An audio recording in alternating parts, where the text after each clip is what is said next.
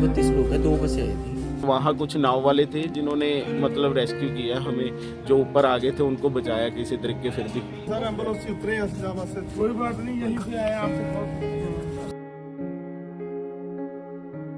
शुक्रवार की दोपहर वृंदावन की पवित्र भूमि, जहां हर दिन श्रद्धा, भक्ति और आस्था की गूंज सुनाई देती है, लेकिन इस बार वही आस्था चीखों में बदल गई।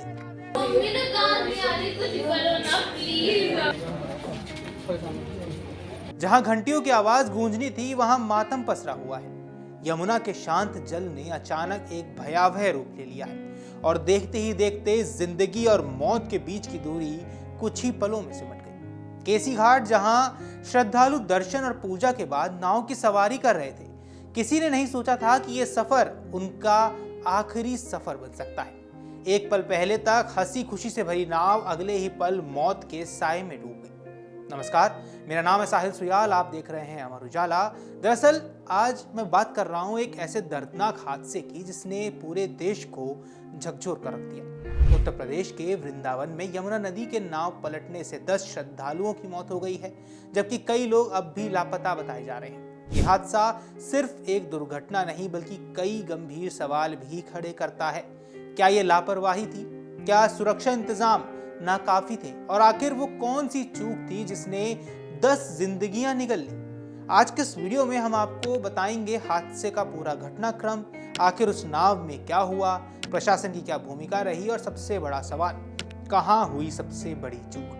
इससे पहले हम आपको बताएं क्या कुछ हुआ। सबसे पहले आपको बता देते हैं, पीएम नरेंद्र मोदी ने इस हादसे पर गहरा दुख जताया है।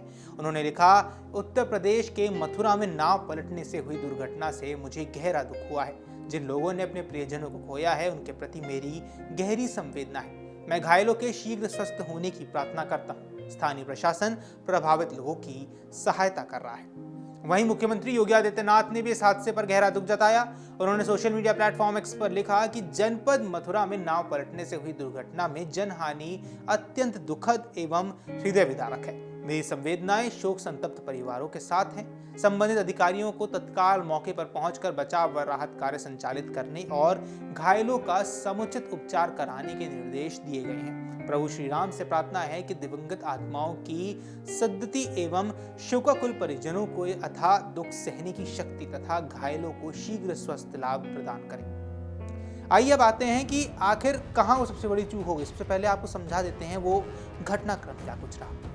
शुक्रवार दोपहर वृंदावन के केसी घाट पर श्रद्धालुओं की भारी भीड़ मौजूद थी। पंजाब के लुधियाना और उत्तराखंड के मुक्तेश्वर से आए करीब 150 श्रद्धालुओं का एक दल यहाँ पहुंचता है। इनमें से करीब 25 लोग एक निजी नाव में सवार होकर यमुना नदी की सैर के लिए निकले थे। शुरुआत में सब कुछ सामान्य था, लेकिन कुछ ही देर बाद एक ऐसी गलती हुई जिसने सब कुछ बदल दिया। बताया जा रहा है कि नाव पंटून पुल के बेहद करीब पहुंच गई और अचानक नाव पुल से टकरा गई।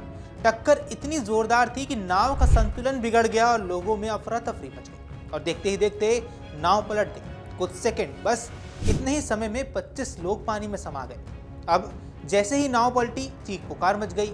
लोग मदद के लिए चिल्लाने लगे, लेकिन यमुना का पानी शांत नहीं था।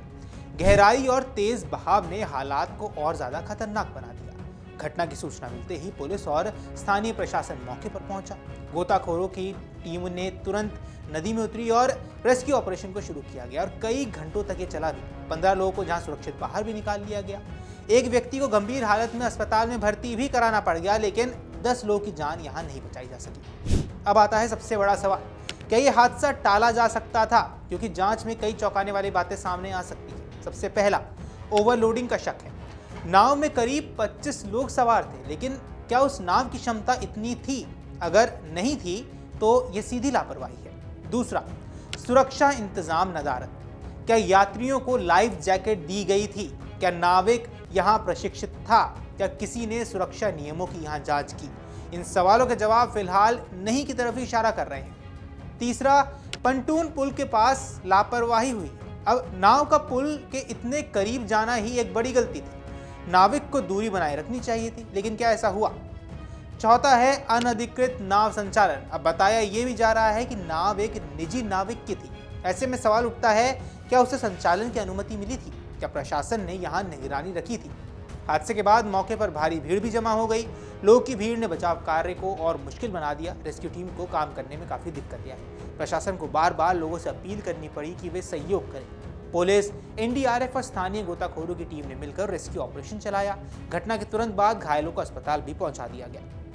अब हर साल देश के अलग अलग हिस्सों में ऐसी खबरें आती हैं। नाव पलटी, लोग डूबे और फिर वही बयान, वही जांच। लेकिन सवाल फिर भी वही रहता है कि क्या इन सब से हम कुछ सीखते हैं? क्या धार्मिक स्थलों पर सुरक्षा व्यवस्था अभी भी मजबूत है? क्या नावों की नियमित जांच की जा रही है? क्या नियम सिर्फ कागजों तक ही सीमित रह गए हैं? वृंदावन जहां लोग मोक्ष की तलाश में आते हैं, वहीं 10 लोगों की जिंदगी यूं ही खत्म हो गई। उनके परिवार जो उनके साथ खुशियां बांटने आए थे, अब दर्द और आंसुओं के साथ लौट रहे हैं। ये हादसा सिर्फ एक खबर नहीं है, ये एक चेतावनी भी है।